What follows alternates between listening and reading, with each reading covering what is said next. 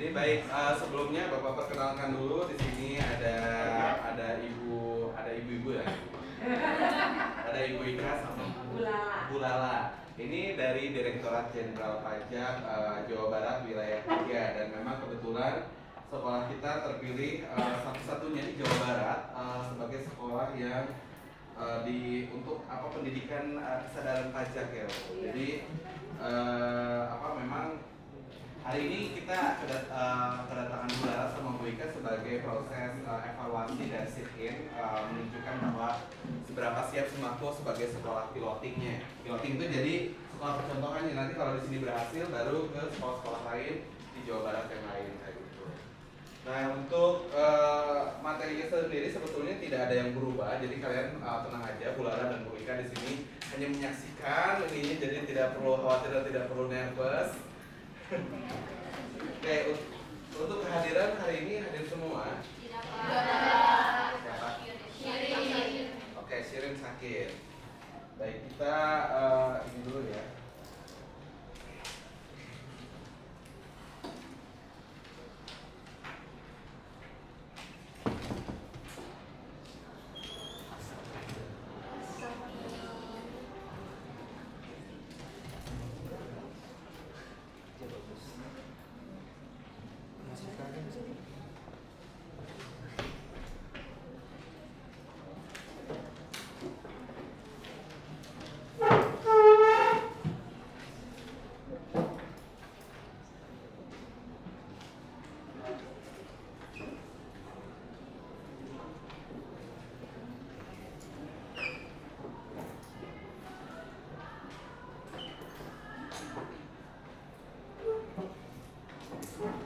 Baik, untuk materinya kemarin itu udah nyampe mana yang ininya?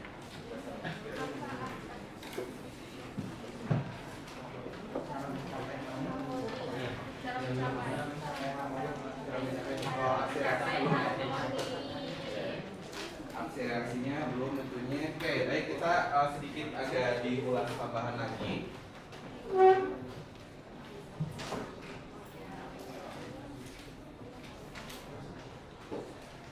Oke, baik, di materi harmoni dalam keberagaman ini sebetulnya dasar materinya kan kemarin kita sudah jelaskan bahwa konflik itu setiap orang pasti akan merasakan yang namanya konflik selama dia hidup, dan ini menjadi dasar argumentasinya adalah jika manusia itu diam, tidak ngapa-ngapain, dalam arti tidak melakukan apapun seperti bersemedi ataupun melakukan nyepi, apakah kira-kira dia akan mengalami konflik atau masalah?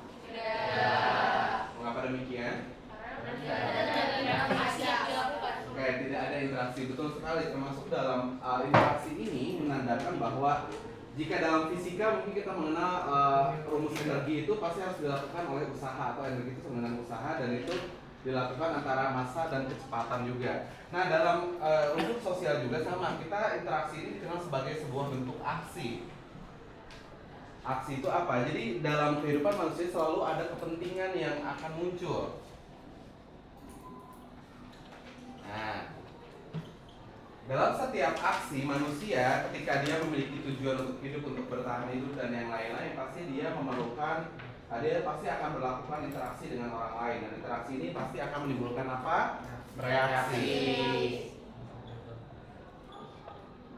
Setiap reaksi mungkin dalam senyawa kimia ataupun di dalam ilmu kita yang di kimia, bahwa seperti contohnya Erlenmeyer aja. Di dalam Erlenmeyer ketika ada senyawa A dengan B bertemu, itu kan pasti reaksi yang muncul itu pasti tidaklah sama, ada 3 peluang kemungkinan.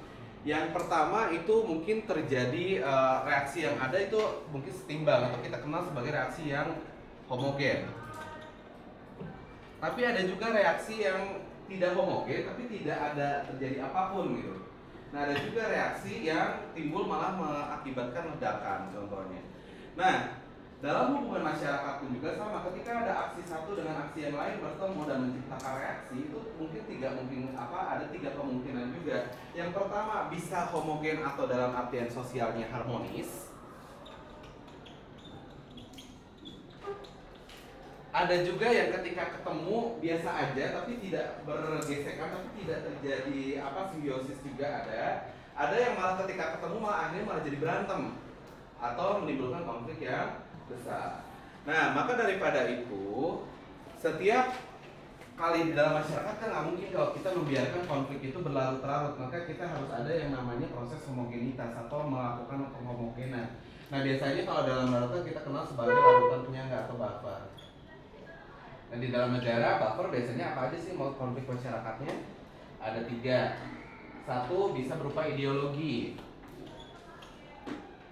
Dengan adanya Pancasila, ya ini sebagai larutan penyangganya. Kenapa? Contoh minyak dengan air itu nggak bisa nyatu karena apa? Masa jenisnya beda di dalam itu. Tapi bagaimana bisa disatukan ya menggunakan sabun? Ini jadi satu kan si senyawanya. Tapi kalau di dalam negara apa larutan buffernya? Itu adalah Pancasila. Bayangkan nih dengan berbagai ras, etnis, budaya bertemu langsung sekian banyak ratus itu, jika tidak ada yang menjembataninya pasti akan sulit. Salah satunya adalah ideologi Pancasila. Lalu yang disebut penyangga yang kedua juga di dalam negara itu ada agama. Bahwa seluruh masyarakat Indonesia itu sepakat bahwa yang namanya agama itu selalu mengajarkan kebaikan dan kita semuanya percaya terhadap Tuhan. Maka daripada itu jika kita percaya terhadap Tuhan harusnya ini menjadi dasar bahwa konflik itu bisa dilerai.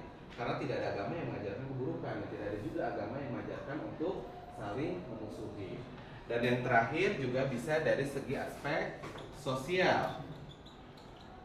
Sosial di sini maksudnya seperti apa? Terkadang cara menyikapi suatu masalah karena kita berbeda latar belakang background. Misalnya contoh salah satunya ketika orang yang hidup di dataran tinggi yang dingin, biasanya kan kecenderungan itu dalam berbicara tuh dia akan lebih halus. Karena memang tidak ada tendensi lingkungan, jadi dia akan lebih halus. Tapi beda dengan orang-orang yang hidup di pesisir pantai, biasanya dia akan cenderung lebih kencang suaranya. Kenapa demikian? Ya mungkin karena ada faktor lingkungan juga.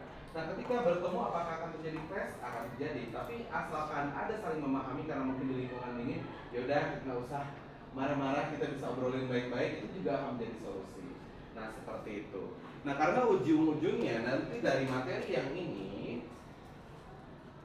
nah, kita harus kan udah tahu kita harus menjaga harmoni itu untuk manfaatnya ada apa aja. Tapi yang diupayakan sebetulnya adalah kalian memiliki kemampuan untuk litigasi. Ada yang tahu arti litigasi? Tidak. Oke. Kalau mitigasi tahu nggak mitigasi bencana? Nah, kalau mitigasi bencana itu mencegah penanganan atau bahkan setelah terjadi pun juga dia masih bisa dilakukan. Itu mitigasi bencana atau proses menyelamatkan orang sebanyak mungkin. Nah, kalau litigasi ini sebaliknya, ini adalah sebelum. Jadi ketika ada potensi konflik yang akan muncul, nah dia sudah bisa diurai dari awal. Jadi berarti begini lah, kan konflik sudah masih ada. Contoh misal siapa Girado sama Farid nih berantem. Nah, udah tahu dia dari awal biasanya cekcok dulu kan. Nah, kalau orang yang paham terhadap litigasi, dia biasanya akan melakukan apa dulu? Dia akan menenangkan diri dulu. Ketika sudah menenangkan diri, dia akan nanya konfirmasi. Tadi kamu berbicara apa sih ke saya kok? Kamu jadi marah gini. Nah, kayak Girado. Tapi beda lagi kalau misalnya yang muncul bukan litigasi, tapi provokasi. Kalau provokasi beda lagi. Gerardo misalnya itu ngajakin Amrul sama Sabio bilang, jangan temenan sama Farid. Farid mah orangnya rese terus pelit kayak begini-gini. Nah, terus apa juga Farid juga akan ngajakin Marisa sama Raisya. Nah, misal kata Farid, jangan temenan sama si Gerardo, orangnya bau nggak pernah mandi. Harusnya kayak begitu kan? Apakah konfliknya akan selesai? Tidak, malah akan semakin parah. Itu yang disebut sebagai provokasi. Nah, ini kita harus memiliki kemampuan untuk melitigasi. Tapi kemampuan litigasi ini bagaimana upayanya? Nah, kadang litigasi sendiri dipengaruhi oleh dua hal. Kita bilang yang pertama di sini yang biasanya mempengaruhi aksi dan reaksi itu adalah pertama dikenal sebagai, contohnya gini dulu deh, saya contohin dulu. Ketika ada anak baru datang ke kelas ini, dia tampilannya rapi dan bersih, terus wajahnya itu kelihatan kayak yang baik banget. Apakah kalian akan menaruh curiga kepada dia? Tidak. Dan kalian akan mungkin ini anak baik-baik aja, jadi nggak ada masalah apapun. Nah, itu pandangan itu dikatakan sebagai asumsi. Berbeda lagi jika anak yang datang ke sekolah itu seragamnya itu bagian celananya bolong robek, terus di sininya apa dialis sampai rambutnya di sket, mungkin apa yang akan kalian pikirkan? Wah. Kenapa gue lihat ke dia? Oke, nah pandangan seperti itu dikatakan sebagai stigma. Oke, sama juga dengan pendatang baru di lingkungan yang ada di lingkungan kalian. Misal pertama nih, kalian datang, lingkungan baru ini keluarganya lengkap, ayah ibunya lengkap, anaknya lengkap, dan kelihatan dia tuh sangat berbaur di lingkungan masyarakat. Apakah akan terjadi pandangan negatif? Tidak juga, pasti akan digunakannya adalah asumsi, karena pandangannya baik. Tapi berbeda jika yang datang di lingkungan di lingkungan baru itu adalah janda anak satu, ditambah pakaiannya seksi banget. Apakah akan menimbulkan sentimen? Akan menimbulkan, dan itu dikenal sebagai stigmanya. Nah, kalau dalam Islam konsep ini dikenal sebagai husnuzan dan suudzon. Dan itu mempengaruhi reaksi yang akan muncul nantinya. Nah, seperti itu. Nah, sekarang kita ke faktor pendorongnya dulu. Biasanya apa aja? Nah, ini karena pelaku ada inklusif. Nah, jadi kalau faktor pendorong harmonis itu ada 3 sebetulnya. Tapi yang paling ini adalah struktur sosial yang adil dan inklusif. Karena itu titiknya. Bagaimana tidak harus adil dan inklusif? Adil itu definisinya kamu dapat, jadi menempatkan porsinya sesuai. Sama juga dengan inklusif. Inklusif ini maksudnya apa Pak? Ini lawannya eksklusif. Kalau eksklusif itu serta selalu diistimewakan. Ini kalau dalam masyarakat kita selalu dengan embel-embel kata-kata VIP. Nah, kalau VIP itu istilahnya eksklusif. Nah, inklusif itu tidak boleh seperti itu. Jadi tidak boleh mengistimewakan sesuatu kalau misalnya memang itu haknya untuk semua orang. Jadi tidak boleh dipilah-pilah. Nah, yang membuat harmonis itu sulit juga ada beberapa faktor penghambatnya. Pertama, egois. Kan tadi Bapak bilang kan Girado sama Farid ini kalau misalnya nggak mau berantem, kalau misalnya dua-duanya egois kan akan sulit. Tapi kalau dua-duanya menyadari dirinya dan itu bahwa salah satunya ada yang salah atau dua-duanya merasa salah pun itu akan menjadi melerai gitu, konfliknya tidak akan memuncak. Ada juga paham etnosentris. Nah, etnosentris ini merasa budaya, agama, dan lingkungan keluarganya itu adalah yang paling hebat, dan itu dipaksakan ke semua orang, kamu harus ngikutin gayanya keluarga saya itu seperti ini, gini. Nah, itu akan juga berpengaruh. Dan eksklusivisme juga sama seperti itu. Kayak eksklusif ya tadi, karena sesuatunya pengen serba diistimewakan. Nah, sekarang kita akan coba mengidentifikasi konflik. Nah, kita kan sudah dibagi ini berdasarkan tim yang sudah ada. Identifikasi konflik ini seperti apa? Oke, jika kemarin-kemarin kita sudah membahas tentang konflik di dalam diri pribadi, masyarakat secara spesifik atau kecil, lalu kelompok pertemanan dan keluarga, kita akan bicara tentang konflik dalam negara atau nasional. Nah, dalam prinsip good governance atau tata kelola pemerintahan yang baik, ada 3 segmen yang tidak akan pernah lepas. Ada masyarakat, swasta, dan pemerintah. Ini tidak pernah lepas, bisa tiga-tiganya. Maksudnya kayak gimana? Masyarakat tanpa swasta juga tidak akan mungkin bisa. Kenapa? Karena swasta itu sangat penting dalam menggerakkan ekonomi. Dari ekonomi makro ke mikro. Makro-mikro itu apa Pak? Itu makro itu ekonomi secara skala besar. Nah, kalau mikro seperti kalian jajan gorengan gitu.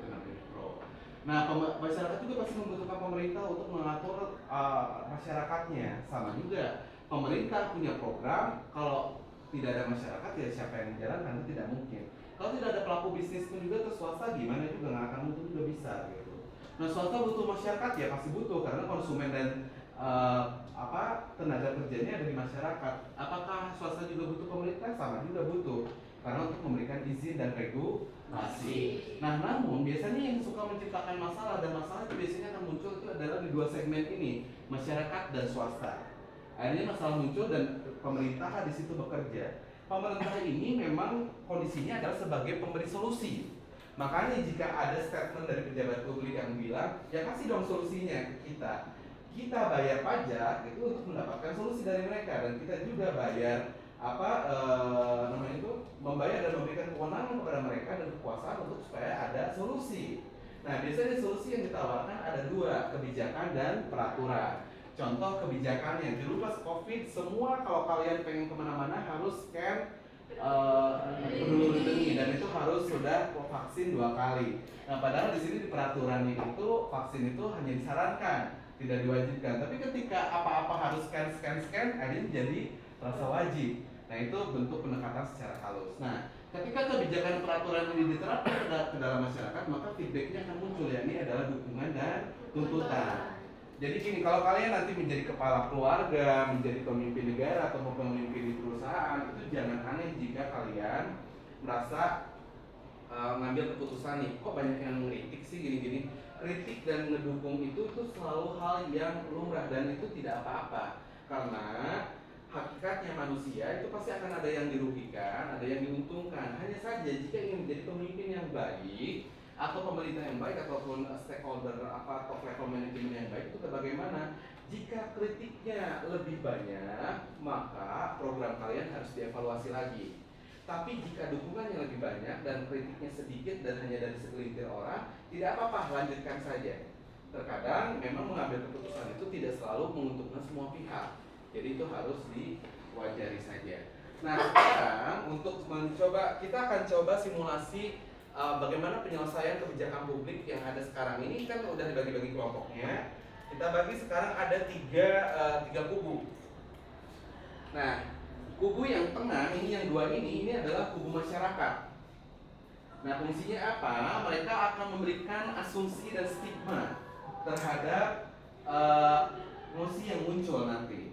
Nah, di sini yang sisi kanan, sisi kanan ya berarti. Oke. Sisi kanan dengan kelompok 1 dan kelompok 2 ini akan menjadi kubu pemerintah. Nah, kubu pemerintah ini apa? Kalian harus mencari dampak positif atau keuntungan positif apa ketika program itu dijalankan. Dan untuk kelompok yang ini berapa? 4 sama 6. 4 sama 6 ini akan menjadi kubu swasta. Nah, kubu swasta ini harus mencari dampak negatif yang kalian rasakan ketika kebijakan itu diberlakukan. Kebijakan apa sih Pak? Kok sampai sebegitunya ini di swasta gitu? Oke, kebijakan pertama adalah wacana kenaikan pajak hiburan 40-75%. Nah, ini pajak hiburan naik 40-75%. Lalu wacana pengenaan pajak rokok elektrik. Nah, sebetulnya gini, Bapak berikan gambaran dulu. Pajak hiburan yang dimaksud di sini adalah salah satunya tempat diskotik, karaoke. Bukan pajak hiburan seperti bukan. Bukan. Jadi seperti diskotik, kafe yang ada mirasnya, terus ada tempat karaoke juga, tempat spa dan pijat juga, itu masuk ke dalam bagian hiburan di sini. Nah, ini pajak hiburan ini juga. Oke, nanti kita ini sedikit. Lalu kalau pajak rokok elektrik seperti apa? Kok elektrik sih Pak di ininya? Karena pajak rokok biasa udah ada dari tahun 2015. Hanya saja ini yang menjadi masalah sekarang justru tingkat penyakit yang lebih tinggi itu disebabkan oleh rokok elektrik. Tapi rokok elektrik ini apakah sudah dikenakan pajak? Sudah, tapi hanya di liquidnya saja. Nah, ini mau dinaikkan lagi wacananya misalnya seperti itu dari kubu pemerintah. Nah, kenapa harus dilakukan? Karena pajak fungsinya ada dua. Sebagai pendapatan negara, dia juga membiayai seluruh pembangunan yang ada di daerah ataupun di nasional. Dan yang kedua, pajak juga berfungsi sebagai pengendali sosial. Contohnya apa? Seperti rokok. Rokok ini kenapa harus dikenakan pajak atau kita kenal sebagai cukai? Nah, kenapa harus dikenakan seperti itu? Supaya anak-anak di bawah umur itu tidak bisa membeli. Jadi kebayangkan, misalnya contoh, di Korea Selatan harga rokok itu satu bungkus bisa mencapai Rp300.000. Nah, di kita harganya hanya Rp25.000. Apakah kalau misalnya di sini, kalau misalnya ada siswa yang merokok, apakah mereka bisa merokok? Kalau misalnya masih bisa, berarti tandanya masih terjangkau mahasiswa. Berbeda dengan di Korea. Di Korea itu betul-betul effort banget untuk mendapatkan sebungkus rokok dan izinnya juga sangat susah. Nah, maka daripada itu, wacana dua ini dilakukan adalah untuk kebaikan masyarakat juga. Nah, sekarang masyarakat kan juga diposisikan ada di swasta juga. Bagaimana tidak? Karena tenaga kerja juga ada di swasta dan itu ada di masyarakat juga. Nah, ini bagaimana cara menyikapinya? Nah, perlu secara garis besar pendapatan negara itu ada dua, ada pendapatan negara dan pendapatan daerah. Jadi jangan mikir kalau rokok dan hiburan itu akan masuk ke negara, enggak, bukan. Itu masuknya adalah pendapatan daerah. Jadi pendapatan daerah juga dibagi dua, ada pendapatan provinsi, ada pajak provinsi, ada pajak kabupaten kota. Nah, yang menjadi di sini, yang menjadi kubu pemerintah di bidang rokok elektrik atau kelompok 2 itu adalah kalian berwenang sebagai pemerintah provinsi karena pajak rokok ada di situ wewenangnya. Nah, lalu kalau misalnya yang pajak hiburan Yang kelompok 1 itu kalian menjadi mewakili pemerintah kabupaten kota. Kalian ini kabupaten kota provinsi mana ya bebas, terserah aja, yang penting seperti itu. Nah, sumber pendapatan daerah sendiri juga selain pajak itu ada namanya retribusi. Nah, ini kadang suka salah paham. Contoh kayak apa, parkir. Kalau parkir resmi itu bukan pajak namanya, tapi retribusi. Jadi retribusi itu fasilitas negara yang kamu gunakan dan kamu berperhitungan kalau membayar. Nah, itu sebagai retribusinya namanya. Kalau pajak ini benar-benar kamu berikan. Nah, nanti hasil uangnya kemana, Pak? Contoh kita lihat aja kabupaten, kota, dan kota Bogor. Kabupaten itu jauh lebih luas dengan sumber daya alam yang lebih banyak dibandingkan kota. Tapi kenapa terlihat kota ini lebih bisa hidup gitu? Karena pajak-pajak daerahnya ini sangat banyak. Salah satu pajak hiburannya contoh aja di wilayah Bina Marga sini. Ada beberapa kafe yang menjual minuman keras dan itu pasti kena pajaknya gede. Nah betul, kenapa Pak? Pak, miras juga atau hiburan ini harus dikenakan pajak. Ya karena itu kebutuhan tersier, bukan kebutuhan sekunder dan primer. Justru kalau kebutuhan primer, negara malah membebaskan pajaknya. Nah beda dengan kebutuhan tersier yang hanya segelintir orang yang merasakan gitu. Kan kalau misalnya minuman miras nih, kalian yang ngerasainnya kan cuma sedikit kan? Kayak semua orang kan? Nah tapi ketika pajaknya dibayarkan, maka pajak ini bisa didistribusikan kepada orang-orang yang ada, entah itu untuk membangun jembatan atau memfasilitasi kesehatan dan biaya-biaya yang lain-lainnya. Jadi semua orang merasakan manfaat pajak itu sendiri. Nah sekarang untuk metodenya, Bapak memberikan sebuah Canva nanti di Google Classroom.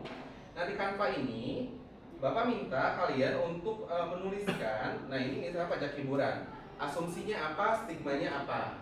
Lalu misalnya yang bagian masyarakat seperti itu. Jadi yang pihak masyarakat ini kalau misalnya ini bisa dibilang metodenya mirip kayak debat. Jadi yang dua ini akan menjadi panelis atau juri-jurinya. Nah dia akan memberikan asumsinya apa nih jika pajak ini diberlakukan, ini jadi pandangan positifnya. Tapi ada juga stigmanya. Nah yang harus dilakukan oleh kubu pemerintah dan kubu swasta itu adalah meminimalisir stigma yang ada. Jadi kalau stigma itu dilayangkan kepada kubu swasta, gimana caranya kubu swasta untuk meyakinkan masyarakat bahwa itu tidak kita bisa loh menangani itu gitu. Dan sama juga kubu swasta bisa meminta kepada pemerintah untuk, kan ini karena program ini punya pemerintah, berarti pemerintah ini sebagai penjamin ini gimana caranya supaya program kalian itu diterima oleh kedua-duanya sebetulnya. Nah seperti itu.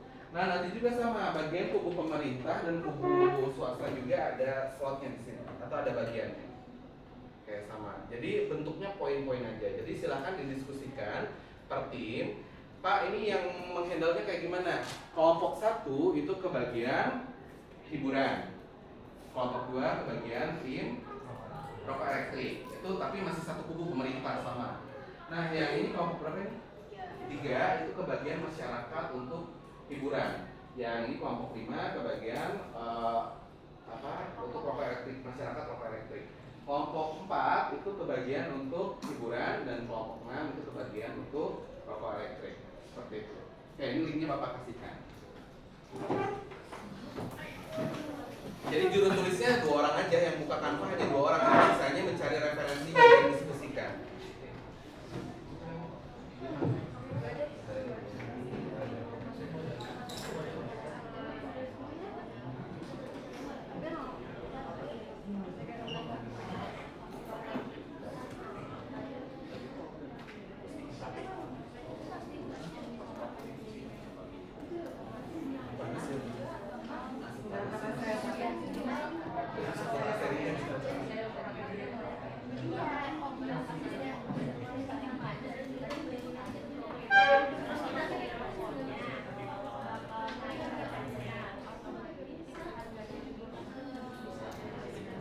Oke, waktunya sampai 10.50 ya.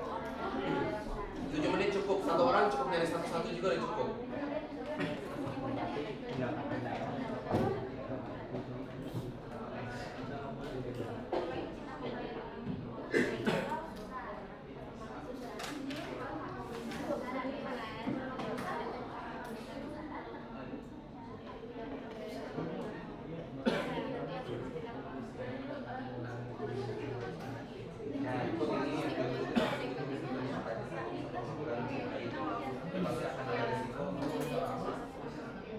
Banyak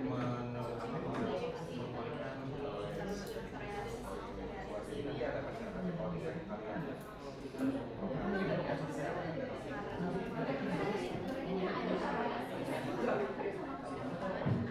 bukan, diposisikan nggak berani karena memang dua-duanya ini di realitanya di dunia di aslinya dua-duanya memang kontroversial, swasta pada nolak ya. Kalau misalnya bayangin dong PLN itu dinaikin pasti akan yang ada yang timbul itu adalah kelompok ilegal legalnya malah itu menekankan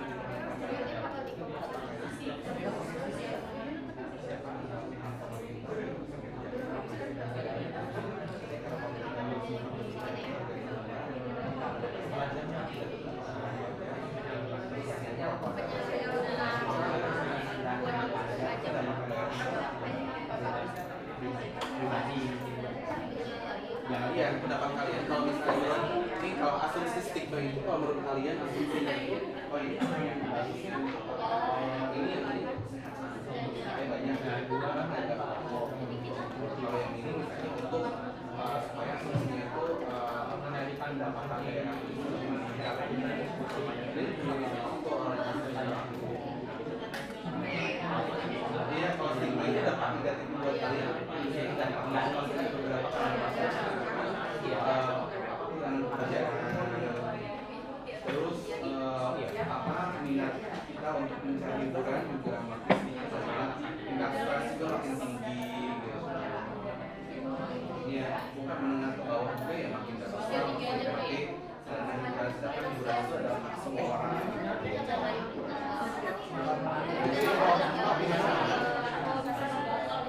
Kalian intinya juga sering banyak hiburan itu banyak perlunya apa di cari aja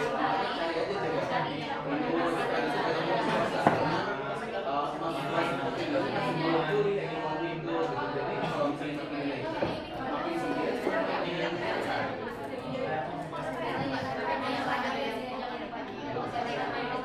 bisa hiburan juga kadang jadi intinya lebih ke situ jadi tidak ada risiko dan kalau misalnya itu banyak hiburan yang asumsi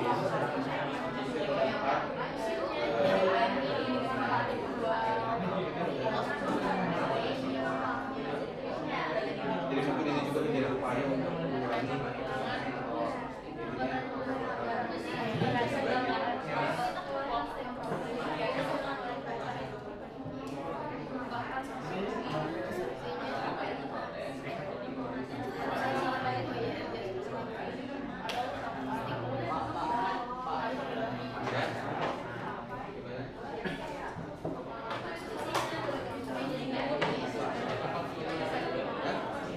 ya, kamu apa?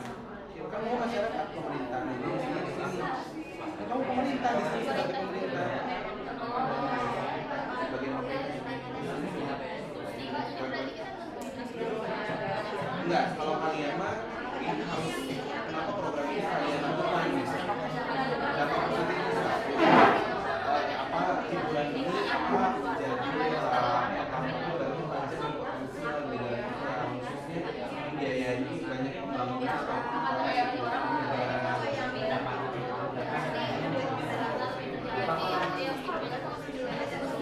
kalau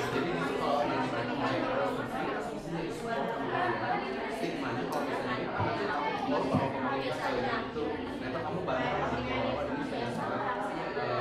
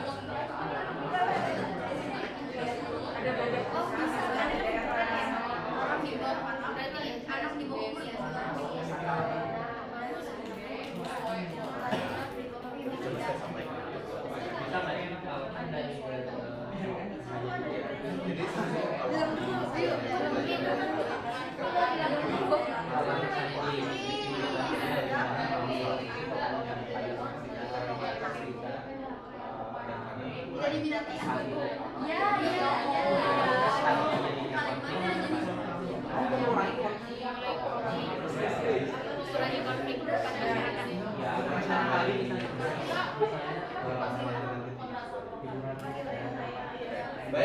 adik sudah selesai untuk masyarakat. Karena yang akan menyampaikan pertama kali adalah buku masyarakat terlebih dahulu. Oke, buku masyarakat bisa juru bicaranya gantian sesuai jumlah ininya. Kalau misalnya betul-betul buku dijelaskan oleh banyak orang. Oke, kita mulai dulu dari pajak hiburan dulu. Baik, masyarakat pajak hiburan dari kelompok 3. Silakan yang sampaikan, jadi kayak dipresentasiin dulu gitu. Intinya kami dari perkenalkan dulu nama, terus saya dari kubu masyarakat ingin memberikan pandangan dan mengenai asumsi dan stigma dari wacana ini. Silakan siapa dulu? Oke, yang berdiri ininya. Perkenalkan, nama saya Muhammad Firdaus Iskandar dari kubu masyarakat. Saya ingin menjelaskan tentang asumsi dan stigma tentang pajak hiburan masyarakat. Yang pertama, untuk asumsi pajak hiburan masyarakat itu tidak diminati anak di bawah umur. Kenapa? Karena mungkin anak di bawah umur itu uang untuk membeli untuk pergi ke hiburan masyarakat itu kayak diskotik kayak apalah, membeli alkohol itu nggak akan cukup gitu. Soalnya yang dikasih orang tuanya ya emang minim sedikit gitu. Contohnya saya sih sebenarnya contohnya.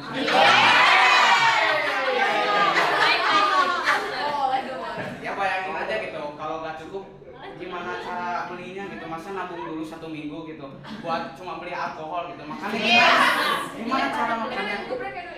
Mendingan beli apa gitu, nasi goreng ditambah telur ditambah kecap.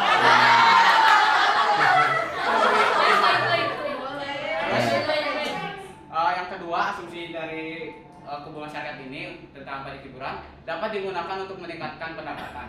Pendapatan di daerah ini, pajak hiburan masyarakat ini termasuk dalam pendapatan daerah.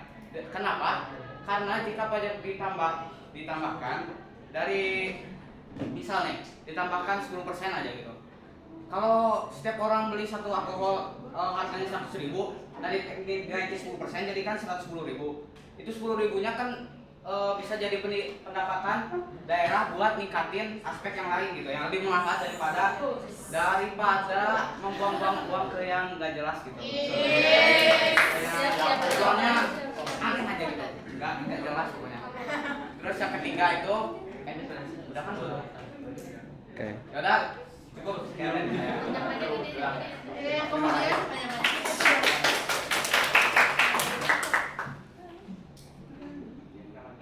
perkenalkan, nama saya Marisa. Di sini saya akan menyampaikan asumsi mengenai wacana pajak hiburan di masyarakat. Nah, tadi yang 1 dan 2 sudah dijelaskan oleh Dodo. Sekarang yang ketiga, yaitu angka perzinahan menjadi berkurang. Ya, seperti yang kita ketahui pada zaman sekarang ini, perzinahan sudah terdapat kemana-mana. Dan perzinahan sendiri itu dilarang dalam agama, yang mana kita sudah mempelajarinya. Tentang surat apa?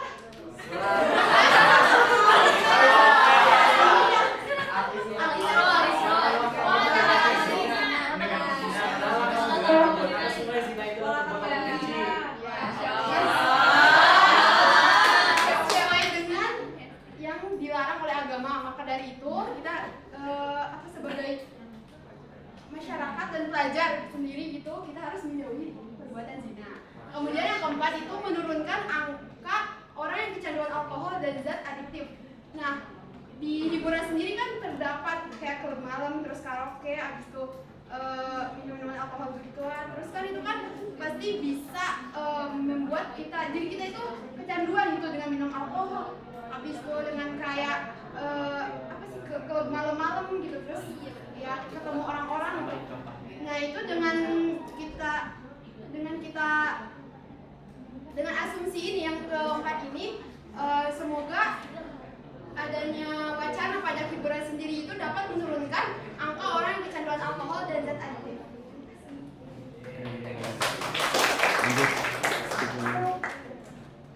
Saya Farid dari kubu masyarakat.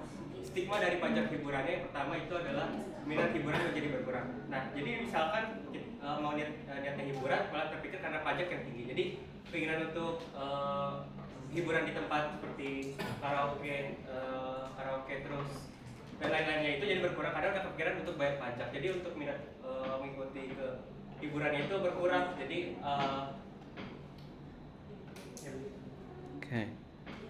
jadi udah pengennya hiburan malah udah stres duluan buat bayarin pajaknya. Selanjutnya, perkenalkan nama saya Raisa dari kubu masyarakat. Saya akan menjelaskan stigma kedua dari wacana pajak hiburan di masyarakat ini. Yang kedua adalah tingkat kesetresan yang meningkat. Seperti yang kita tahu, tempat hiburan itu untuk menghibur diri kita sendiri jika kita capek, stres gitu. Tapi pas ada pajak yang cukup tinggi, jadi kita kayak berhubungan dengan nomor satu, jadi berkurang minatnya karena udah mikirin pajak. Sedangkan hiburan itu adalah hak untuk semua orang gitu untuk berbahagia. Perkenalkan, nama saya ada Muhammad Fajar dari masyarakat. Dan saya akan menjelaskan stigma nomor 3, yaitu banyak orang yang kehilangan pekerjaan. Selain kita melihat dari orang yang ingin mencari hiburan, kita juga harus melihat dari para pekerja yang ada di situ. Dengan berkurangnya peminatan pada hiburan tersebut, tentunya bakal mengurangi pendapatan yang ada di hiburan tersebut. Jadinya para pekerja ini bakal kekurangan gaji dan akhirnya mereka akan kehilangan pekerjaan dan dipecat atau di-PHK. Baik, terima kasih, beri tepuk tangan untuk Baik, kita lanjut lagi dengan kubu masyarakat dengan poin pajak rokok elektrik. Oke, dipersilakan. Selamat pagi semuanya. Saya Halisa, perwakilan dari kelompok 5 mengenai sebagai masyarakat yang mengasih asumsi dan stigma mengenai pajak rokok elektronik. Yang pertama adalah asumsi. Yang pertama, dengan kenaikan pajak pada rokok elektrik, maka banyak masyarakat dan anak-anak remaja di Indonesia yang tidak bisa sembarangan dan tidak mudah membeli rokok elektrik karena dikenakan pajak yang lumayan besar. Karena kita ketahui bahwa uang jajan kita sebagai anak-anak bisa masih dibilang cukup kecil dan tidak dapat untuk membeli rokok yang jika dikenai pajak yang cukup tinggi. Lalu yang kedua adalah kesehatan masyarakat dan anak remaja di Indonesia bisa meningkat. Dengan anak-anak tidak mengonsumsi atau tidak menggunakan rokok elektronik, maka kesehatan dan kualitas anak-anak remaja dan masyarakat di Indonesia bisa semakin meningkat. Lalu yang ketiga, polusi dan limbah yang dihasilkan dari rokok elektrik bisa berkurang. Nah, seperti yang kita tahu bahwa rokok elektrik sendiri itu terbuat dari bahan-bahan yang mungkin susah terurai atau dari polusi-polusi yang dihasilkan dari rokok elektrik itu lumayan banyak. Maka dengan mengurangi pembeliannya, maka dapat mengurangi juga polusi dan limbah yang dihasilkan. Lalu untuk stigma akan dijelaskan oleh teman-teman saya. Oke, di sini saya akan menjelaskan tentang stigma yang pertama, yaitu dengan adanya kenaikan pajak rokok elektrik, maka akan banyak anak-anak remaja yang akan melakukan demonstrasi. Maksudnya di sini adalah kenapa sih akan melakukan demonstrasi? Karena kita sebagai anak remaja pasti akan dikenakan tugas-tugas oleh guru kan di sekolah. Nah, kita akan menjadi stres dan akan melakukan pelarian, yaitu dengan rokok atau memakai rokok elektrik. Nah, dengan kenaikan pajak ini, kita akan anak remaja itu akan merasa kayak, kok mahal banget sih rokok elektrik sekarang karena ada pajak ini. Maka anak-anak remaja itu akan melakukan demonstrasi kepada pemerintahan. Nah, selanjutnya akan dijelaskan oleh teman saya. Nama saya Peggy, saya akan menjelaskan stigma nomor 2, yaitu banyaknya penjual rokok elektrik di kalangan anak muda yang kehilangan keuntungannya atau sampai rugi. Nah, kita semua pernah nggak sih melihat status-status anak muda yang open PO rokok elektrik? Iya, kan dari situ banyak banget dan dari tadi Dodo bilang ya, katanya uang jajan yang diberi orang tua tuh kurang. Nah, dari situ anak-anak muda tuh mencari peluang untuk menjual rokok elektrik, jadi bisa mendapatkan uang.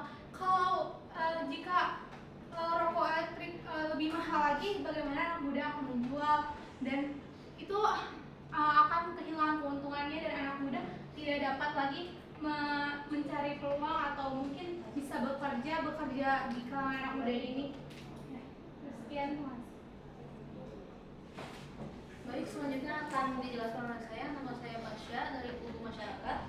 Yang ketiga adalah akan banyak orang yang akan pindah ke rokok biasa karena harganya yang lebih terjangkau. Nah, seperti yang kita tahu, awal pembuatan rokok elektrik ini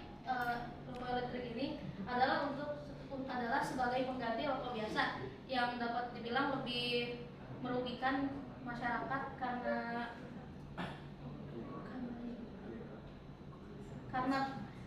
puntung rokoknya karena sampah puntung rokok yang makin hari makin banyak. Nah, dengan diadakannya pajak 10% pada rokok elektrik ini akan banyak remaja yang berpindah pada rokok biasa karena harganya yang jauh lebih terjangkau. Selanjutnya akan dijelaskan oleh teman saya. Nama saya Fadil dari Kubu Masyarakat. Di sini saya akan menjelaskan skema terakhir dari pajak rokok elektrik. Jadi salah satu manfaat dari rokok elektrik itu dapat membantu berhenti atau mengurangi kadar merokok. Nah, namun di balik manfaat yang satu ini terdapat kerugian yang ditimbulkan dari akibat itu adalah inkonsistensi kadar yang terdapat pada label atau penambahan bahan ilegal seperti marijuana dan juga cannabis oil, seperti itu contohnya. Sekian, terima kasih. Baik, terima kasih, beri tepuk tangan untuk Oke, baik, kita akan kembalikan dulu ke posisi ke pemerintah selaku pengusul wacananya untuk menaikkan pajak-pajak tersebut. Bagaimana pemerintah memberikan penekanan ataupun memberikan pernyataan terhadap kubu masyarakat dan kubu swasta. Oke, kita dimulai dari pajak hiburan pemerintah terlebih dahulu. Dampak positif dan keuntungan ya. Silakan kepada tim pertama. Baik, selamat siang. Perkenalkan, nama saya Andro dari kelompok 1 akan menjelaskan tentang dampak positif dari kita sebagai warga negara untuk membayar pajak hiburan seperti yang telah diterapkan. Yang pertama adalah mengendalikan alur masuknya masyarakat ke tempat hiburan, khususnya masyarakat di bawah umur. Nah, untuk dampak positif dari satu ini berdasarkan kepada peraturan Menteri Perdagangan nomor 20 Mendak per 4 tahun 2014 tentang pengendalian dan pengawasan terhadap pengadaan, peredaran dan penjualan minuman beralkohol, di mana anak-anak di bawah umur tidak boleh sembarangan untuk meminum atau menjual alkohol yang telah disediakan karena tidak sesuai oleh peraturan menteri, sehingga diterapkanlah pajak agar anak-anak yang di bawah umur tidak bisa atau terkendalilah soal pembelian alkohol.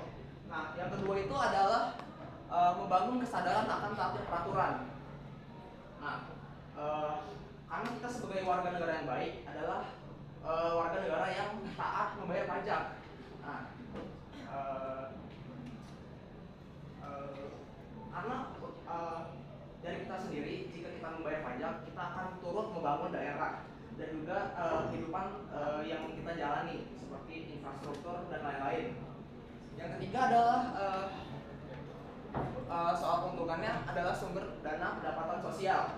Nah, sumber pendapatan sosialnya ini bisa berupa infrastruktur yang kita gunakan sehari-hari di perkotaan maupun di jalanan sekitar kita, dan juga fasilitas-fasilitas umum masyarakat yang dikelola oleh pemerintah. Nah, yang keduanya adalah mengurangi terjadi konflik pada masyarakat. Di sini pajak berperan sebagai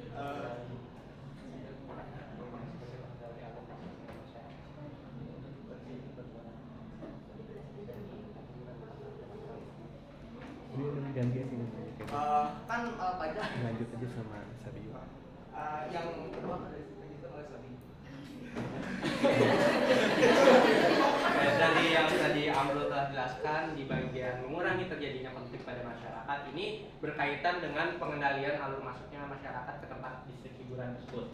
Nah, dengan dikendalikannya masyarakat yang mungkin ke tempat hiburan sebagai kemarin untuk mabuk, kan orang mabuk kan akal kesadarannya hilang. Nah, di situ sebagai faktor banyak terjadinya konflik di daerah distrik hiburan. Nah, dengan dinaikannya pajak ini, masyarakat yang datang ke daerah tempat hiburan dapat berkurang dan meminimalisir terjadinya konflik antar masyarakat. Terima kasih. Oke, baik. Beri tepuk tangan untuk kelompok pemerintah. Oke, lalu kita akan dengar bidasan atau balasan dari kelompok swasta mengenai bidang hiburan karena mereka adalah pelaku usahanya di sini. Oke, dipersilahkan kepada tim swasta.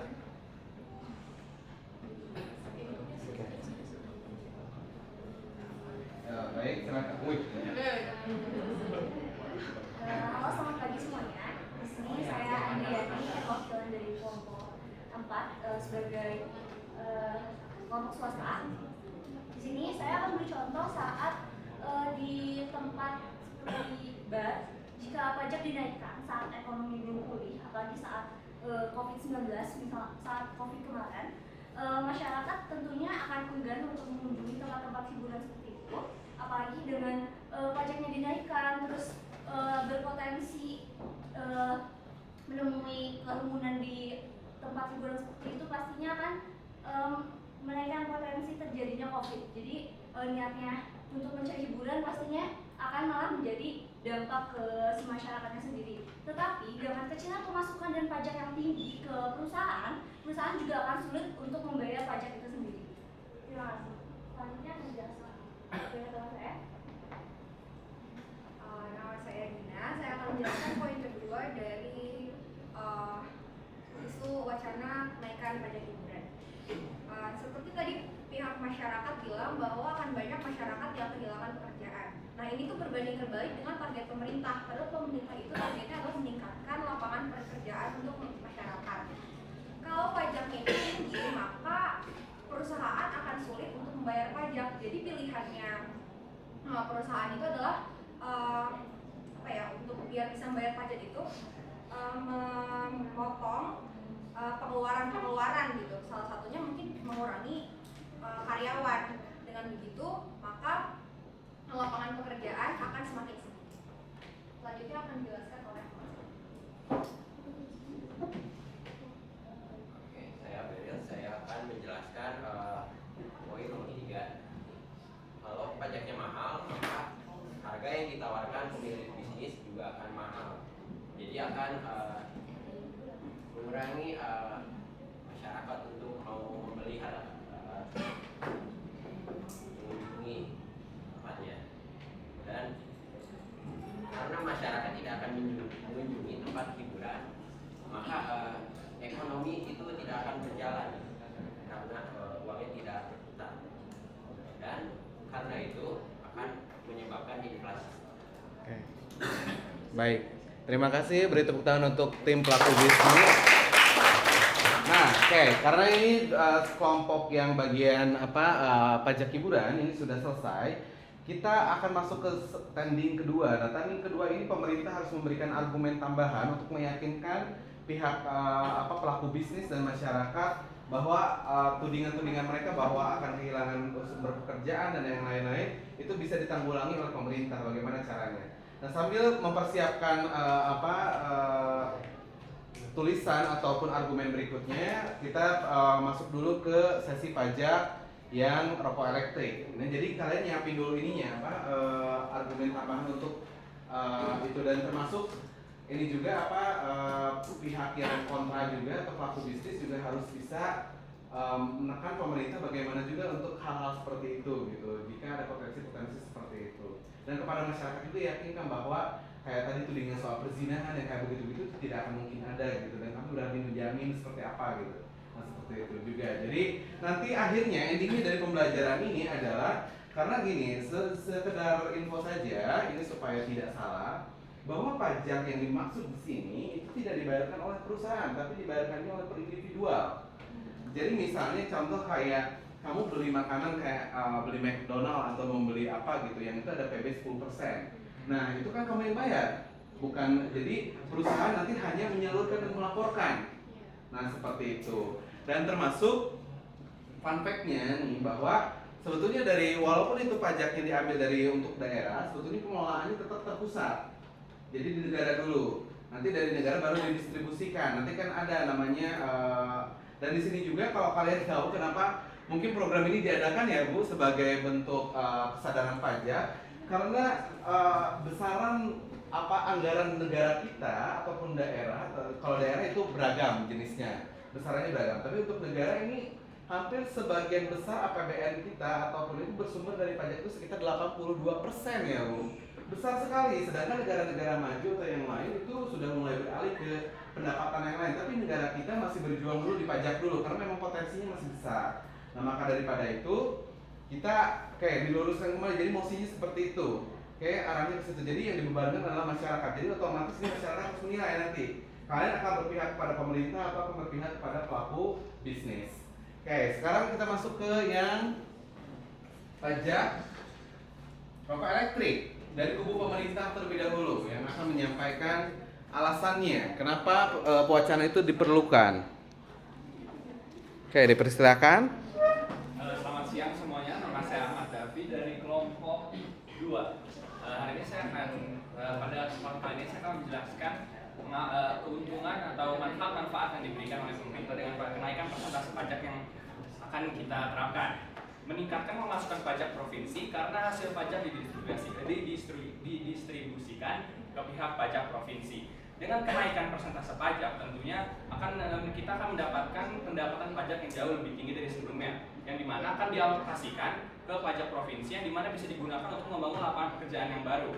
Tentunya hal itu juga akan berdampak kepada penggunaan masyarakat terhadap rokok elektrik karena semakin mahal, dan tentunya kepemilikan akan semakin berkurang karena jumlah pasar yang semakin berkurang juga. Yang kedua, memberikan optimalisasi pelayanan pemerintah daerah dalam menjaga kesehatan masyarakat. Hal ini tidak semena-mena dilakukan untuk mengurangi jumlah pembeli rokok elektrik, tapi namun juga memberikan pelayanan kesehatan karena tentunya pengurangan rokok elektrik juga akan memberikan dampak kesehatan yang baik untuk tubuh kita. Yang ketiga, mendorong munculnya inovasi produk-produk yang lebih aman digunakan.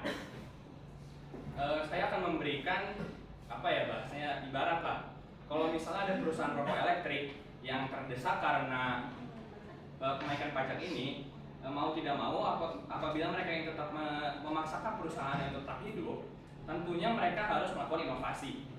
Dan dari peraturan ini kita mengharapkan mereka akan melakukan inovasi yang jauh lebih baik dari sebelumnya, yang berhubungan dengan poin keempat, mengurangi limbah rokok elektrik. Limbah rokok elektrik sendiri tergolong sebagai limbah B3 yang sangat beracun karena mengandung logam-logam berat yang sangat susah untuk diurai dan membutuhkan perlakuan khusus untuk dikelola.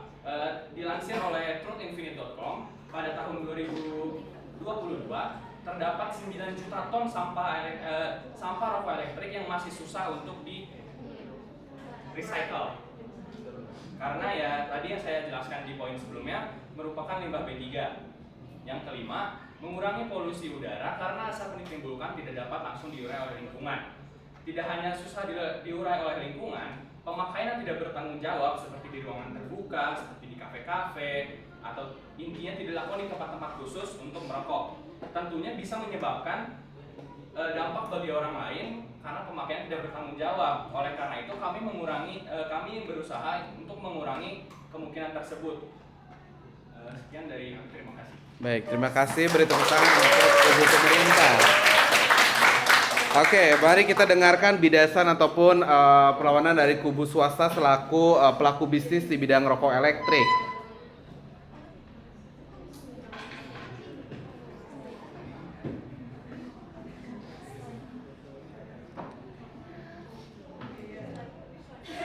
Oh ya.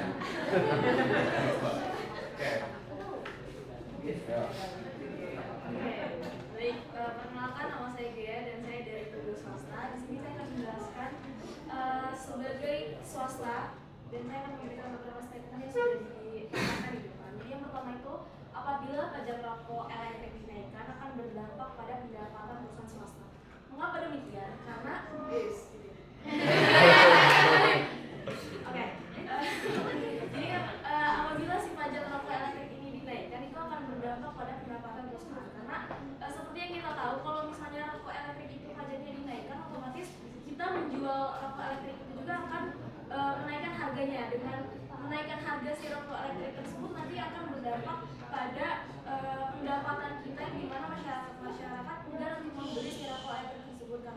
harganya mahal gitu. Dengan begitu jumlah pendapatan atau jumlah pembelian yang dilakukan oleh masyarakat akan berkurang dan pendapatan yang didapatkan oleh swasta juga akan berkurang. Dan poin selanjutnya akan dijelaskan. Pada poin kedua, kenalkan nama saya Hana. Pada poin kedua itu adalah mengakibatkan PHK dalam skala besar dan berdampak pada kenaikan tingkat pengangguran masyarakat. Kenapa bisa terjadi? Pertama adalah karena setelah disebutkan lagi ya, peminatnya pasti akan turun. Nah, pasti turun sehingga pendapatan perusahaan akan menurun. Nah, perusahaan juga akan kesulitan untuk membayar gaji karyawan dalam perusahaan karena pendapatan atau uangnya tidak mencukupi untuk membayar gaji, sehingga bisa saja dilakukan PHK sepihak dalam skala yang besar untuk tetap mempertahankan perusahaan tersebut. PHK yang besar berdampak pada masyarakat. Tingkat pengangguran masyarakat pasti akan tinggi. Gitu. Terus yang seperti yang Feby katakan, pasti ada beberapa pelajar yang menjual atau open PO rokok elektrik. Nah, pasti yang minat juga yang awalnya banyak atau beberapa pasti ya sehari bisa jual 5 atau berapa, pasti turun kan minatnya, kayak ngapain beli rokok padahal duit sedikit gitu kan, harganya mahal, terus belum nanti pakai ongkir kan otomatis misalnya Feby yang jual, pasti Feby duit jajan gak nambah, malah bikin rugi kan, itu juga bakal berdampak pada uang jajannya Feby. Dia akan demikian dari saya akan dilanjutkan lagi. Perkenalkan, nama saya Muhammad Chandra Firdaus. Saya akan menjelaskan poin nomor 3, yaitu apabila pajak rokok elektrik dinaikkan, maka pihak perusahaan tentunya pasti akan menaikkan harga produk tersebut. Lalu apabila produk tersebut harganya naik, maka masyarakat yang tentunya pasar dari perusahaan tersebut akan mencari alternatif lain, yaitu berupa rokok elektrik ilegal. Rokok elektrik ilegal ini tidak lama sangat banyak beredar di kalangan masyarakat. Banyak di toko online yang menjual rokok elektrik yang entah dari mana asalnya dan tidak bermerek. Hal ini tentunya sangat merugikan pemerintah karena produk-produk tersebut beredar luas di masyarakat tanpa memberikan pajak kepada pemerintah. Poin selanjutnya akan dilanjutkan. Selamat siang semuanya, kenalkan nama saya Dianisa. Nah, saya akan menyampaikan poin terakhir, yaitu ketika masyarakat sudah menemukan alternatif yaitu rokok ilegal, dikhawatirkan tingkat rokok elektrik akan semakin meningkat, terutama di kalangan pelajar. Kenapa pelajar? Karena seperti yang sudah disampaikan Denis tadi, rokok elektrik memiliki harga yang lebih terjangkau. Nah, harga yang lebih terjangkau ini dikarenakan rokok elektrik ilegal itu terbuat oleh bahan-bahan yang tidak aman, atau bisa jadi rokok elektrik ilegal yang dijual ini adalah produk gagal, yang mana produk ini jauh lebih membahayakan daripada rokok elektrik yang legal. Nah, selain lebih membahayakan ke kesehatan masyarakat, rokok elektrik ilegal tidak membayar pajak kepada pemerintah.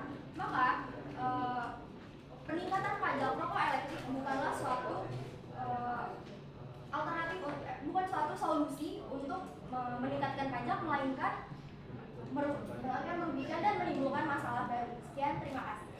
Baik, beri tepuk tangan untuk kelompok rokok elektrik. Jadi dari sini kubu pemerintah dari rokok elektrik harus berpikir juga bahwa ketika dinaikkan pajak dari kubu swasta menyatakan bahwa akan ada potensinya orang-orang beralih kepada rokok ilegal. Dan ini juga bukan terjadi hanya di bidang elektrik, tapi di rokok konvensional pun juga sama. Jadi banyak rokok-rokok ilegal yang tidak terdaftar dan tidak memiliki cukai. Yang akhirnya apa? Justru peminatnya kebanyakan adalah siswa dan pelajar. Jadi sudah mengandungan nikotin yang sangat tinggi, ditambah lagi karena tidak terdaftar di BPOM dan yang lain-lain. Lalu ditambah lagi memang tidak terdaftar di pemerintahan, sehingga otomatis yang tujuan awalnya ingin mendapatkan pemasukan pajak malah hilang karena yang resminya tutup gulung tikar akibat pajak yang naik, tapi yang ilegalnya malah menjamur. Dan itu bagaimana pemerintah menanggapi itu? Oke, baik, kita kembali lagi ke kubu pemerintah dari bidang pendapatan. Sambil didiskusikan dan sambil juga dirancang lagi untuk closing statementnya yang kayak gimana. Oke. Baik, untuk kubu pemerintah dari bidang hiburan bagaimana? Oke, ini Bapak, saya ingatkan kembali bahwa ini ada stigma dan asumsinya. Jadi bagaimana cara kalian meminimalisir stigma yang berkenaan dengan di sini tingkat kesetresan makin tinggi dan banyak orang yang akan kehilangan pekerjaan. Bagaimana pemerintah untuk merespon itu? Karena argumentasinya hampir sama dengan punya pelaku bisnis. Siapa dulu yang akan menyampaikan? Oke. Nah, ini dari kubu masyarakat juga sama, nanti kalian ujung-ujungnya adalah menilai mana yang menurut kalian lebih layak untuk misalnya apakah mendukung pemerintah atau mendukung swasta, dan berikan argumennya juga kenapa kalian milih itu.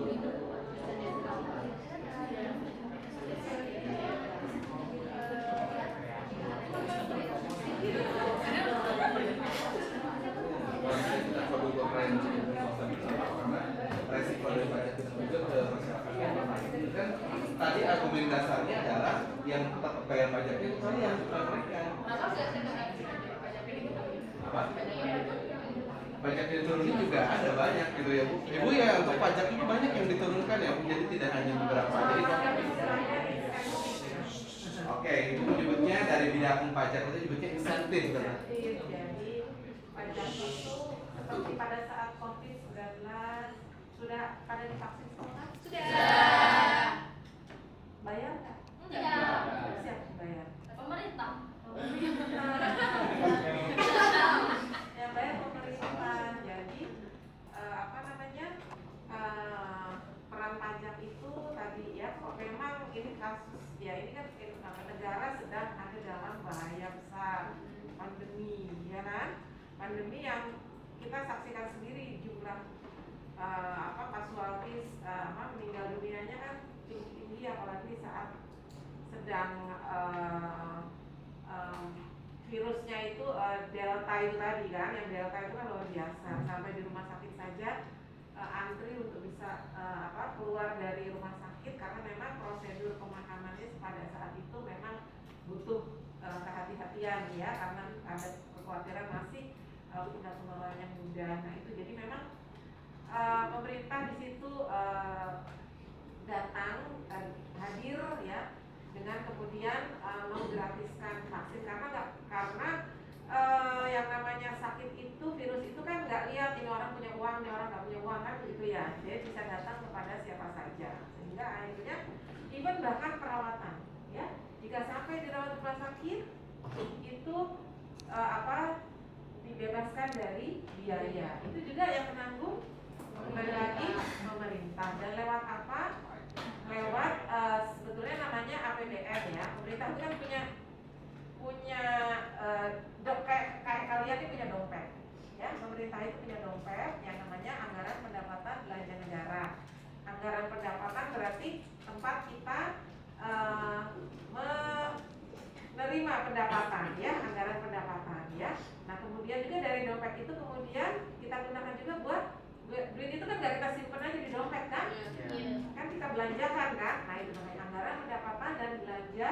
Tapi ini karena negara yang nyebutnya anggaran pendapatan dan belanja negara, padahal sebenarnya dompet itu ya sama kayak dompetnya adik-adik sekalian gitu. Jadi untuk menerima pendapatan dari orang tua atau dari misalnya adik-adik punya usaha ya, tadi open PO gitu ya. Dan kemudian dibelanjakan untuk keperluan adik-adik, baik untuk keperluan sekolah, kemudian transportasi, untuk makan ya. Nah itu kira-kira seperti itu. Jadi di saat memang kondisi negara sedang dalam keadaan bahaya, nah itu pemerintah mengambil keputusan bahwa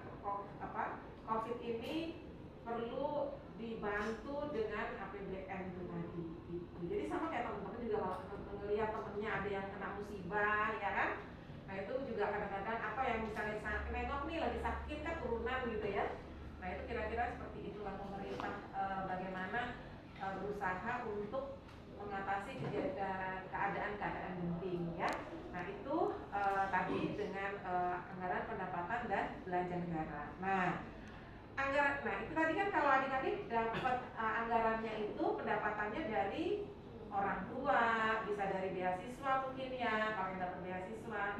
Nah, kalau pemerintah itu sumber-sumbernya ya banyak ya, sumber-sumbernya banyak, tapi memang yang saat ini terbesar adalah dari pajak ya, dan pajaknya itu adalah pajak pusat ya. Jadi kenapa dibilang pajak ya, karena memang memang kita bedakan nih pengelolaan pajak, ada pajak pusat, ada pajak daerah ya. Kalau pajak daerah ya diserahkan kepada daerah ya. Nah, kalau pajak pusat itu yang mengelola ya Kementerian Keuangan, dalam hal ini Direktorat Jenderal Pajak. Nah, itu tadi. Nah, itu sekarang jumlahnya sudah 82%. Tadi sudah Pak Akbar sampaikan juga, ya. Jadi bisa dibayangkan bagaimana kemudian kalau 10% saja dari yang 82% itu, misalnya itu tadi karena ini dan itu masyarakat misalnya tidak mau gitu ya, atau pihak swastanya nggak mau, nah itu kan berkurang 10% saja, berarti itu akan membuat pemerintah harus mencari pengganti 10% dari pajak yang seharusnya bisa masuk ke negara. Nah, unfortunately sangat disayangkan bahwa sementara ini memang kita belum bisa istilahnya menemukan sumber-sumber penerimaan yang lain ya, yang mudah, kecuali dengan tadi menambah pinjaman. Jadi kayak teman-teman kan juga kalau misalnya wah nggak ini udah habis lah dari orang tua dan sebagainya ya, karena mungkin jajannya kebanyakan atau gimana kan, terus jalan paling mudah pinjam sama temannya kan, ya nggak? Nah, tapi pinjam sama teman itu berarti kan ada beban untuk kita membayar kembali gitu. Jadi memang insya Allah pemerintah sebetulnya ketika akan menaikkan atau menaikkan atau mendiversifikasi. Oh, tadi kita lagi bicara tentang insentif ya, sorry. Jadi agak lebar nih. Nah, itu tentunya juga dengan perhitungan tadi ya. Nah, kemudian tadi kalau kita bicara insentif di COVID-19 yang sebenarnya angkanya, kalau Mbak Lala tadi Bu Lala, angkanya berapa ya waktu itu ya? Kita untuk COVID itu besar juga ya, tapi nggak ada di kita ya angkanya ya. COVID selama pandemi itu waktu itu vaksin itu sampai 58 triliun ya. Tuh, tahu? Enggak, Indonesia 58 triliun itu nolnya berapa coba? Ya, bayangkan itu diambil dari APBN yang sumbernya dari pajak tadi gitu kan. Udah gitu selama COVID itu juga pemerintah, karena kan usaha nih, sektor usaha itu kan juga nggak bisa berjalan ya. Terus juga kemudian diberikan yang namanya insentif. UMKM itu dibebaskan ya Mbak Lola ya, tidak dikenakan pajak. UMKM, tahu UMKM apa? Usaha menengah. Itu ada selama masa itu ya. Dan kemudian juga kepada tenaga kesehatannya diberikan insentif. Nah, itu dari mana lagi? Dari itu semua, dari APBN. Yang 82%-nya itu berasal dari pajak pusat. Walaupun ini tadi sedang bicara cukai dan bicara pajak daerah, tapi semuanya itu memang fungsinya itu tadi kembali lagi masuk kalau pajak daerah yang masuk ke APBD ya. Kalau pajak atau cukai tadi masuk ke pajak APBN juga gitu. Tapi memang kok porsinya tuh cukai itu berapa ya bulan kan? Persennya kayaknya kecil sekali ya. Persentasenya 21%. Yang apa cukai? Ya, kan kalau pajak misalnya 82. Terus cukai itu kayaknya sedikit. Cukainya sendiri berarti sekitar hampir 18 Bu. Oh, hampir 18. 17, yang kecil banget tuh hibah. Oh iya. Hibah. Ya, ada berapa itu ya Pak? Ada berapa bulan? Ada berapa APBN pajak, ada pajak pusat. jadi sebenarnya pajak itu ada dua, ya perpajakan, penerimaan perpajakan itu ada dua, yaitu dari perpajakan yang pusat ya tadi ya, yang Direktorat Jenderal Pajak, dan juga dari cukai ya.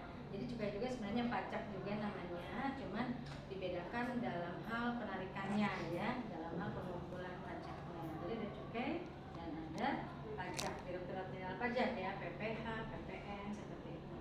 Lalu ada PNBP Bu, penerimaan negara bukan pajak ya, seperti itu. Dan juga ada dari hibah Itu ya, iya, empat ya, ada 4.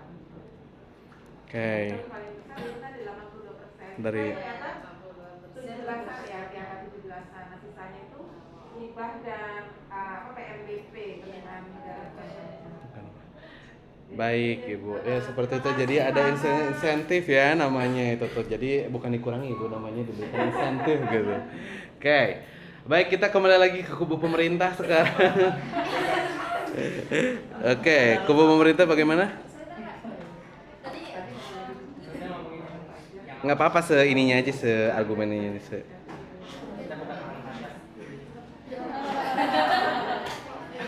Kayak nggak apa-apa, jadi lebih ke arah sentimen ininya aja, apa stigma dan sensasinya. Oke, di sini lagi ininya, orientasinya. Nggak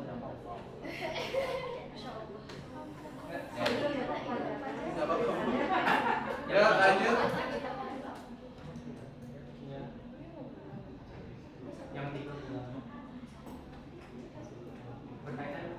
Ya, kalau nggak dijawab semua juga nggak apa-apa sebenarnya.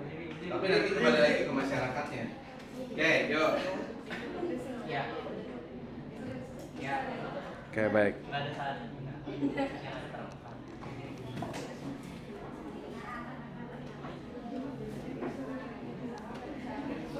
Oke, baik, kita dengarkan ini jawaban tanggapan dari kubu pemerintah.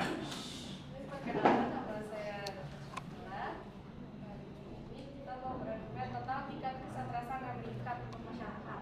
Nah, bagi masyarakat ini, kalau misalkan mungkin sedang ada banyak pikiran atau yang dapat menyebabkan kita tuh stres, itu kita tuh tidak harus ke tempat yang hiburan yang dimaksud seperti misalnya oke atau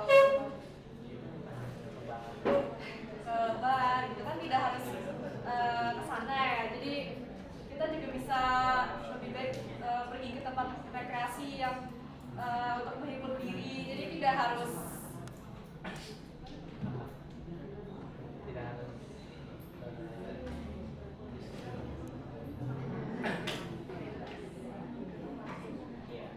jadi tidak harus ke tempat hiburan yang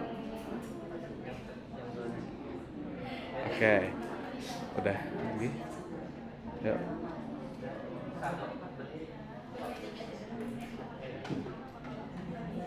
selanjutnya apa dilanjutkan oleh teman saya. Di sini saya akan menegaskan soal argumen pemerintah yang tadi sudah disampaikan oleh Jun soal tingkat kesentrasan yang meningkat. Nah, banyak dari pajak juga akan dialokasikan dan digunakan untuk membangun fasilitas-fasilitas kesehatan. Misalkan dari kasus yang nomor 2 adalah kesehatan mental. Kesehatan mental sendiri akan digunakan pajak untuk membangun suatu fasilitas kesehatan yang digunakan oleh masyarakat.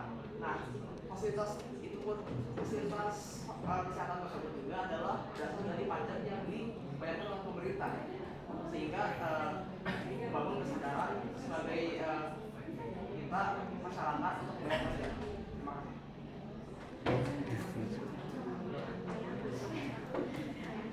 Perkenalkan, nama saya Megan. Saya akan membahas tentang minat untuk hiburan menjadi berkurang. Pertama, untuk di era new normal sekarang, tempat hiburan tidak hanya berpatokan kepada tempat karaoke, bar, dan sebagainya, tapi mungkin bisa juga ke wahana bermain anak-anak. Ya, jadi untuk pajak, sepertinya pajak itu tergantung dengan tingkatan ekonomi masyarakat. Jadi pajak orang kaya akan semakin besar dan pajak orang miskin akan semakin kecil. Jadi untuk ke tempat hiburan seperti tempat hiburan malam atau bar itu tidak semua orang datang ke sana karena balik lagi apabila dia tidak memiliki uang cukup maka pajak yang dibayar pun semakin sedikit. Jadi selanjutnya akan dijelaskan kepada teman-teman. Izin melanjutkan untuk bagian banyak orang yang kehilangan pekerjaan perlu ditegaskan kembali kenaikan pajak ini tidak serta-merta langsung dinaikkan seperti langsung naik 70%. Nah tentunya kenaikan pajak ini telah diperhitungkan dalam berbagai faktor. Misal dari masyarakat bagaimana kebutuhan sehari-hari terhadap distrik hiburan ini, kemudian ya, pokoknya di sini pemerintah itu tidak langsung hanya menaikkan, pasti tentunya dengan banyak pertimbangan apalagi dari banyaknya faktor di lingkungan masyarakat yang berbeda. Baik, terima kasih dari kubu pemerintah. Sekarang closing statement dari kubu swasta. Silakan kubu swasta. Ini kubu masyarakat udah siap-siap untuk menilai ya yang mana yang akan dipilih. Ya? Hah? Boleh, top, sambil nungguin.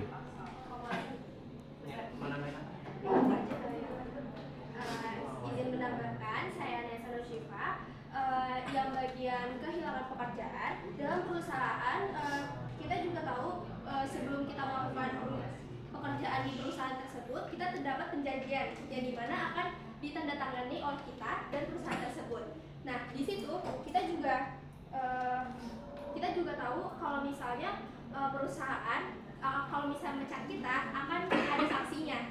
Nah, dari situ kita tidak ada penghasilan sama sekali. Kita bakal ada kesalahan dari perusahaan itu sendiri.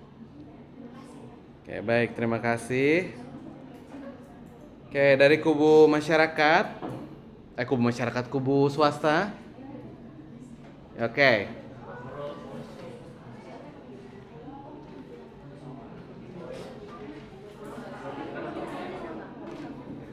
Oke, baik, siapa yang akan menyampaikan? Oke, dengarkan.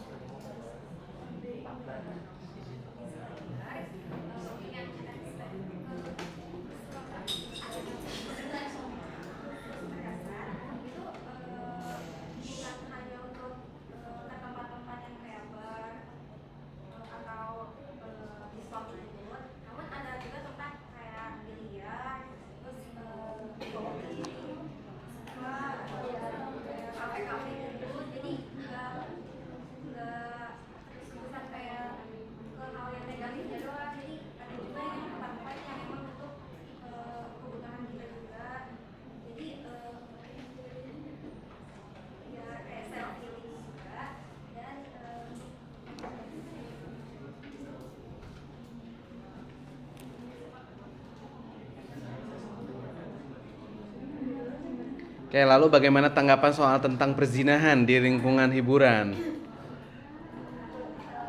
Oke, Jadi untuk mengurangi tentang perzinahan tersebut, untuk di bar atau diskotik sendiri, tentunya pastinya akan lebih diperkenalkan kembali agar tidak boleh sembarang masuk untuk masuk ke bar atau ke diskotik seperti itu dengan misalnya menampilkan KTP dan menunjukkan bahwa dirinya cukup umur dan bukan beragama Muslim yang memiliki statement yang emang dilarang untuk tingkat perzinahan. Dan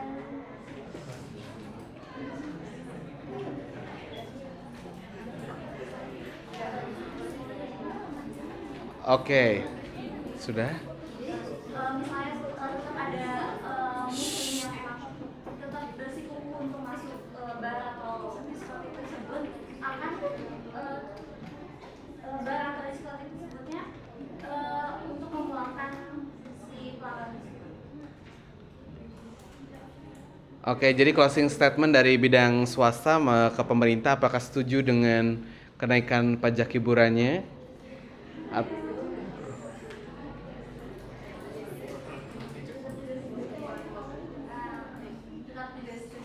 Oke, tetap tidak setuju. Karena tempat-tempat hiburan juga bukan hanya untuk hiburan kan, dan kafe-kafe atau kayak tempat main biliar atau bowling juga tetap membutuhkan pajak. Jadi pajak juga tetap dilakukan kalau misalnya naik, terus juga Bingung juga.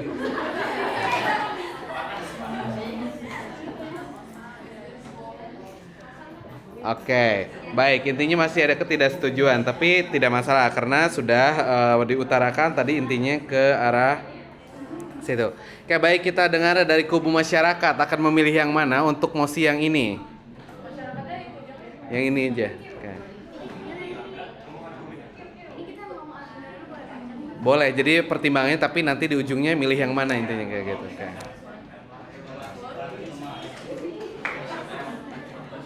Aduh, baterainya habis. Sebelumnya izin menyampaikan argumentasi dari kita sebagai kubu masyarakat. Yang pertama, pandangan kita terhadap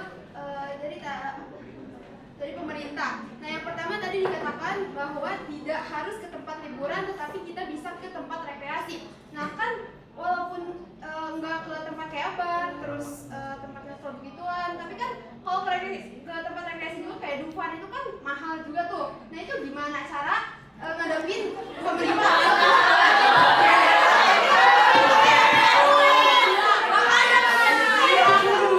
Yang kedua kan tadi dikatakan kalau misalnya kesehatan itu ada pelayanan kesehatan. Nah, contohnya yang sekarang ini BPJS lah. Pelayanannya tahu kayak gimana kalau misalnya di rumah sakit ada orang yang udah pakai BPJS. Ya kan kayak gitu. Apa masa kita rumah sakit dulu baru dapat pelayanan gitu. Nah, gimana itu tanggapan masyarakat kepada masyarakat yang kalangan menengah ke bawah gitu. Apa ya? Kalau misalnya kalangan pandangan pemerintah ke masyarakat yang menengah ke atas itu kan pasti kayak ya udah masuk VIP aja, tapi nggak tanpa melihat masyarakat yang kalangan bawahnya. Nah, itu bagaimana tanggapannya? Kemudian